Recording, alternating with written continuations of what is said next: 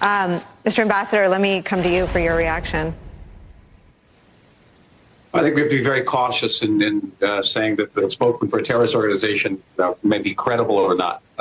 We're certainly dealing with disinformation from Hamas on a daily basis, and saying that they're willing to release them unconditionally, but there's a condition that field conditions have to be right is kind of a contradiction, and it begs the question: when you say foreign national, what is a foreign national? Is that an Israeli who has 2 passports? I was visiting one of the families today. And by the way, it's not heartbreaking. It's soul crushing to visit one of these families. 21-year-old daughter taken, apparently sick in a hospital. That's the last thing they know. She has French citizenship. So does that mean they're going to distinguish between Israelis who have 2 passports, don't have passports? I mean, how many actually foreign nationals did they capture? We don't have large numbers of foreign nationals running around the Negev desert at any given time. So that begs that question. Our working assumption, and I've been in touch with our security officials on this, is that Hamas is going to hold on to these hostages for as long as humanly possible because they're the ultimate human shield. Now, we've often said that the Hamas uses the civilian populations as a human shield. It does. It puts its headquarters under hospitals, under schools. Its tunnels go under the streets of Gaza. But they also use this. That's why the Hamas is trying to prevent the civilian population from running away. Because it wants to use them as human shields. It's not enough the Hamas to kill our people. They want our people to kill their people. So we will be branded as war criminals, and we'll have the Security Council impose a ceasefire so that Hamas will get away with it. Literally, that's their strategy. Why give up the hostages then? Hostages are the best human shields in the world. And right now, they're playing for time because they know what I talked about earlier. They know about the clocks. They know we have a clock on our mobilization. They know there's a clock, an international clock, that is following the Palestinian refugee situation. They're not stupid. They may be vicious, they may be barbarous, but they're not dumb. And they're playing it very smart. I was told I had to share Richard Engel with other NBC News platforms. I'm told he is back. Richard Engel, you have more. No, I was just, there was one part of this statement that was, that is pertinent to the conversation you were just having. Please. And clearly, the airstrikes are still continuing into the Gaza Strip. On the issue of dual nationals, yes, tremendous confusion, tremendous ambiguity. What does it mean that we will release them when the conditions are right? Unclear, at least unclear to us. Perhaps it's clear to the negotiators who've been trying to work behind the scenes. But for the Israelis, Hamas is suggesting no mercy, no compromise. Also, if Israeli soldiers had dual nationals, Hamas is saying, according to Abu Ubaidah, that they will be treated as Israelis, that they will be considered an enemy, even if those Israeli soldiers had a foreign passport.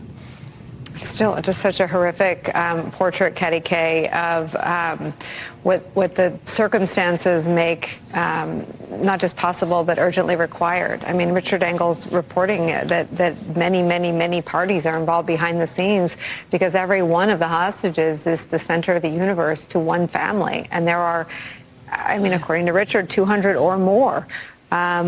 Your thoughts on this piece of information that Richard has just brought us?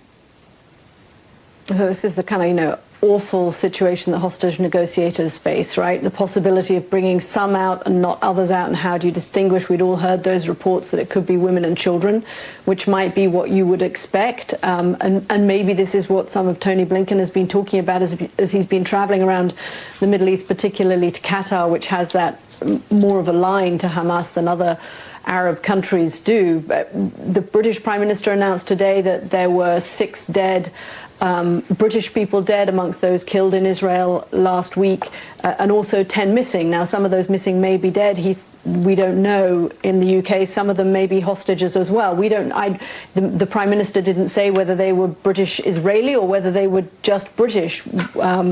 I mean, it's just this awful situation that these poor hostages are in, the poor families are in, and it's as the ambassador was saying, this is part of the clock. This is why it's very difficult for Israel, even if it wanted to switch focus and focus on Hezbollah at the moment. It can't do that while these hostages are still there. you know, if foreigners leave, that still leaves all of the Israeli hostages there. It might take some of the pressure off foreign governments to be pushing as hard as they are in their diplomatic efforts. That wouldn't necessarily help Israel to get its hostages home. So this is, you know, layer upon layer of complication and heartbreak all round. You also think of the reporting today, Mr. Ambassador, that 80% of the bodies that were recovered were tortured. It doesn't inspire much confidence that anyone is being treated as, quote, guests, right? I would say that's also the reason that we don't know the actual number of dead people. That we know people are missing, but the bodies are so mutilated that they're having problems with identification. I know several people involved in the identification process. They all say the same thing, that short of cannibalism, Hamas did to these poor civilians what every possible atrocity you can do to a human body. And that I know people who have been through terrorist bombings and terrorist attacks. They've never seen anything remotely like this. And by the way, about the 199, that's more or less what we know from video cameras. Okay? That we actually don't know the total number. It could be higher. The dual national issue is going to be very complex. I think that's what Richard Engel was saying. Until I was ambassador, I was a dual national. As a soldier, I was a dual national. If I were fallen captivity by Hamas, I'd be treated as an Israeli, not as an American. Mm-hmm. And as to something that Kathy was saying, and that is,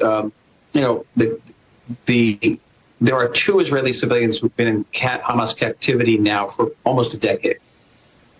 For almost a decade, Hamas has held on to the bodies of 2 of our soldiers who were killed in the 2014 fighting.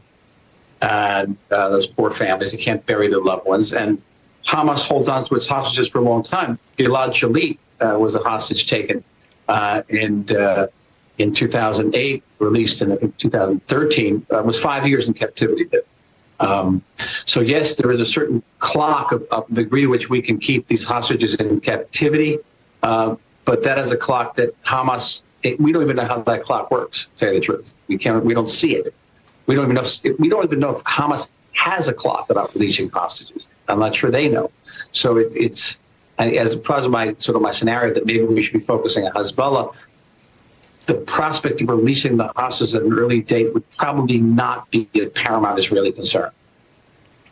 An extraordinary state of affairs. I'm grateful to have both of you, especially with Richard Engel's breaking news. Katie Kay and Ambassador Michael Oren, thank you both for joining us today. Thank you. Have a quiet night. You too. For our part, we are